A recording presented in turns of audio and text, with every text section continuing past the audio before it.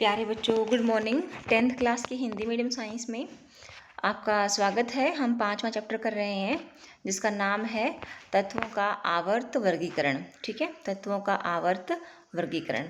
इसमें हम मेंडलीव की आवर्त सारणी देख रहे थे। हम देख रहे थे कि मेंडलीव ने अपनी आवर्त सारणी में कुछ जगह खाली छोड़ दी थी और उसके कोई तत्व है, उसके बाद जो खाली जगह छोड़ी है उसके तत्व के नाम के आगे ए का लगा दे। इसके मान लो ए का एल्यूमिनियम। उसके बाद आविष्कार हुआ जैसे कि नए तत्व का, जैसे कि सिलिकॉन का,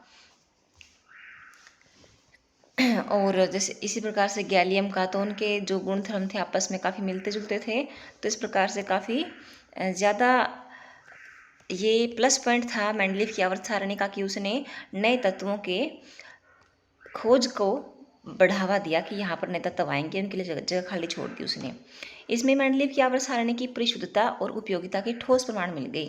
इसके अलावा मेंडलीव के अनुमान की असाधारण सफलता के कारण रसायनज्ञों ने उनकी आवर्त सारणी को न केवल स्वीकार किया बल्कि उनको इस सिद्धांत की अवधारणा का सृजक भी माना।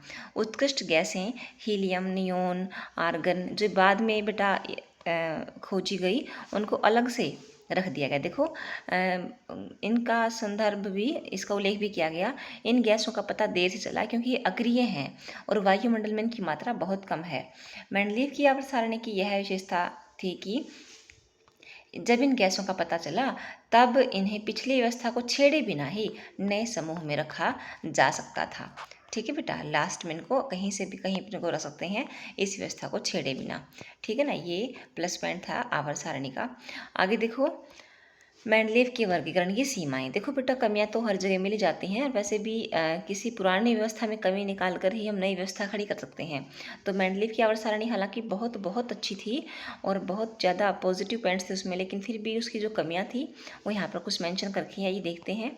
हाइड्रोजन का इलेक्ट्रॉनिक विन्यास क्षार धातुओं से मिलता है। हाइड्रोजन का इलेक्ट्रॉनिक विन्यास क्षार धातुओं से मिलता है। क्षार धातुओं की भांति हाइड्रोजन भी हैलोजन, ऑक्सीजन और सल्फर के साथ एक जैसे सूत्र वाले यौगिक बनाता है। ठीक है,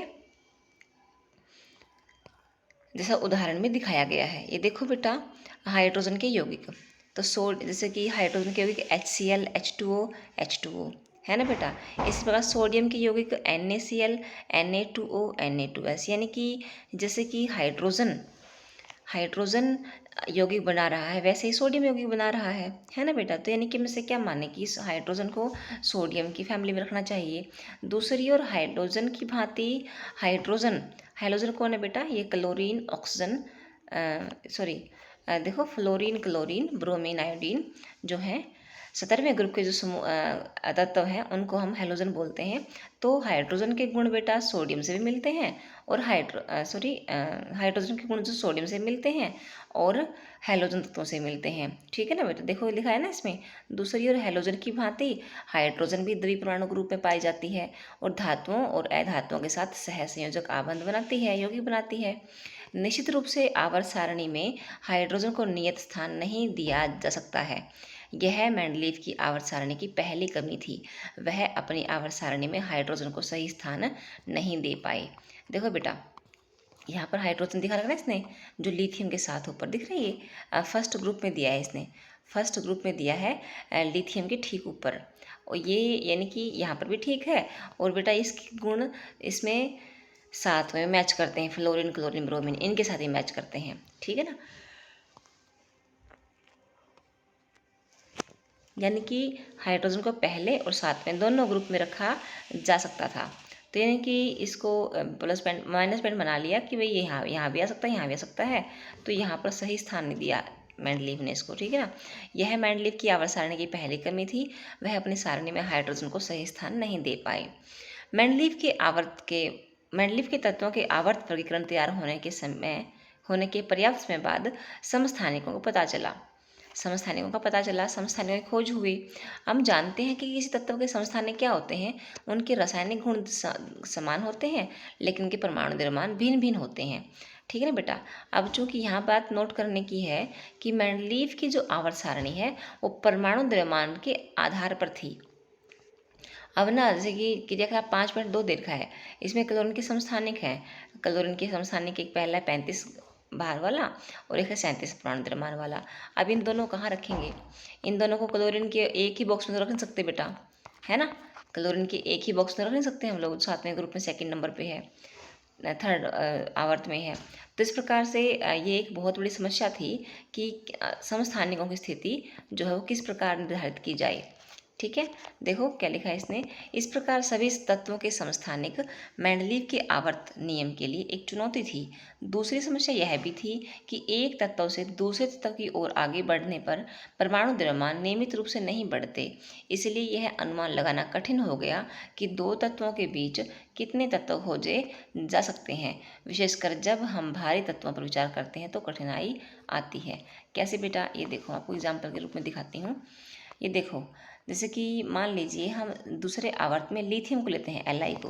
तो लिथियम तो है 6.939 वाला, उसके बाद बेरिलियम आ गया 9.012 वाला, उसके बाद बोरोन आ गया 10.081 वाला। ठीक है, सी में कार्बन आ गया 12.011 वाला। तो ये रेगुलर नहीं बढ़ रहे हैं। देखो 6 और 9 के बीच में देखो 3 डिजिट रहती हैं, 2 डिजिट रहती हैं, 7 और 8। 9 के बीच में कोई डिजिट नहीं, लेकिन पॉइंट्स तो है ना, तो पॉइंटों वाला और भी कोई नहीं आ सकता है। इसी प्रकार 10 के बीच में 11 भी रहता है और पॉइंट में भी रहते हैं। 12 के बाद 13 रहता है ना बेटा। तो यानी कि इनके बीच में, और जब बात करें हम भारी तत्वों की, जैसे मान लो हम ना पाँचवें तत्व में पाँचवें उसमें बात करते हैं आवर्त में 85.47, उसके बाद 87.62, उसके बाद 88, उसके सीधा 91 आ गया, उसके बाद 92 आ गया, उसके बाद 95 आ गया, उसके बाद सीधा 99 आ गया, है ना बेटा। तो इनके बीच में कितने तत्वों की ओर खोज हो सकती है? तो इस प्रकार से बात काफ़ी भ्रमित करने वाली थी कि परमाणु द्रव्यमान के आधार पर यदि नए पदार्थ खोजे गए तो कितने तत्व खोजे जाएंगे। तो यानी कि इसलिए यह अनुमान लगाना कठिन हो गया कि दो तत्वों के बीच कितने तत्व खोजे जा सकते हैं। विशेषकर जब हम भारी तत्वों पर विचार करते हैं तो कठिनाई आती है।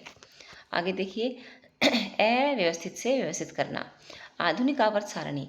सन 1913 में हेनरी मोजले ने बताया कि तत्व के परमाणु द्रव्यमान की तुलना में उसकी परमाणु संख्या Z, देखो बेटा ये जो डाटा है बहुत महत्वपूर्ण है, और चूंकि अब आपके एग्ज़ाम जो होंगे हो सकता है कि वो MCQs बेस्ड हों, तो ऐसे से पॉइंट्स उठाना बहुत ज़रूरी है। सन 1913 में हेनरी मोजले, तो यानी कि जो आधुनिक आवर्त सारणी है उसका श्रेय जाता है हेनरी मोजले को। 1913 में उसने अपना विचार रखा था। तत्व के परमाणु द्रव्यमान की तुलना में उसका परमाणु संख्या अधिक आधारभूत गुण है। यानी कि परमाणु द्रव्यमान तो पॉइंट्स में होता है, लेकिन परमाणु संख्या कभी पॉइंट्स में नहीं होती। तो ये बहुत ज़्यादा महत्वपूर्ण और आधारभूत गुण धर्म है। जैसे हमारे फिंगरप्रिंट होते हैं ना बेटा, उसी प्रकार परमाणु संख्या को हम तत्वों के लिए फिंगरप्रिंट मान सकते हैं कि जो किसी और से मैच नहीं करेंगे। तदनुसार मेंडलीव की आवर्त सारणी में परिवर्तन किया गया और परमाणु संख्या को आधुनिक आवर्त सारणी के आधार के रूप में स्वीकार किया गया। ठीक है ना। तो इस आधुनिक आवर्त सारणी को इस प्रकार वर्णित किया जा सकता है, तत्वों के गुणधर्म उनकी परमाणु संख्या का आवर्त फलन होते हैं। और मेंडलीव की आवर्त सारणी क्या थी? तत्वों के गुणधर्म उनकी परमाणु द्रव्यमान का आवर्त फलन होते हैं। यानी कि जब उनको परमाणु द्रव्यमान के अनुसार व्यवस्थित करेंगे तो उनके तत्वों में अपने आप गुणधर्म जो है एक दूसरे को रिपीट करेंगे। इसी प्रकार बेटा आधुनिक आवर्त सारणी में यदि परमाणु संख्या के आधार पर तत्वों को व्यवस्थित करें तो गुण अपने आप तत्व जो है अपने साथ मिलते जुलते तत्वों में अरेंज हो जाएंगे। आप जानते हैं कि परमाणु संख्या से हमें परमाणु के नाभिक में स्थित प्रोटॉनों की संख्या पता चलता है, और एक तत्व से दूसरे तत्व पर बढ़ने पर इस संख्या में एक एक की बढ़ोतरी होती है। तत्वों को उनकी परमाणु संख्या के आरोही क्रम में व्यवस्थित करने पर जो वर्गीकरण प्राप्त होता है उसे आधुनिक आवर्त सारणी कहते हैं। आधुनिक आवर्त सारणी क्या है? आधुनिक आवर्त सारणी क्या है? तत्वों को उनकी परमाणु संख्या के आरोही क्रम में व्यवस्थित करने पर जो वर्गीकरण प्राप्त होता है उसे हम आधुनिक आवर्त सारणी कहते हैं। तत्वों को परमाणु संख्या के आरोही क्रम में व्यवस्थित करने पर तत्वों के गुणधर्मों का अधिक परिशुद्धता से अनुमान लगाया जा सकता है। आप देख सकते हैं कि आधुनिक आवर्त सारणी की आवर्त सारणी में मेंडलीव की आवर्त सारणी की तीनों कमियों को सुधारा गया है। यानी कि तो थी उस वाली कि हाइड्रोजन की स्थिति, एक थी समस्थानिकों की स्थिति, और तीसरी थी कि भाई दो तत्वों के बीच में कितने तत्वों की खोज होगी, इस बात को लेकर के। अब देखो बेटा, इसमें चूंकि ना ये है आधुनिक आवर्त सारणी, इसमें ना क्या है, वर्गीकरण आधारित है परमाणु संख्या पे। तो एक वाला हाइड्रोजन, दो वाला हीलियम। देखो हाइड्रोजन को बिल्कुल अलग बिठा रखा है, उसको किसी समूह में नहीं रखा, क्योंकि इसके जो गुणधर्म है ना सबसे ही अलग है इसकी।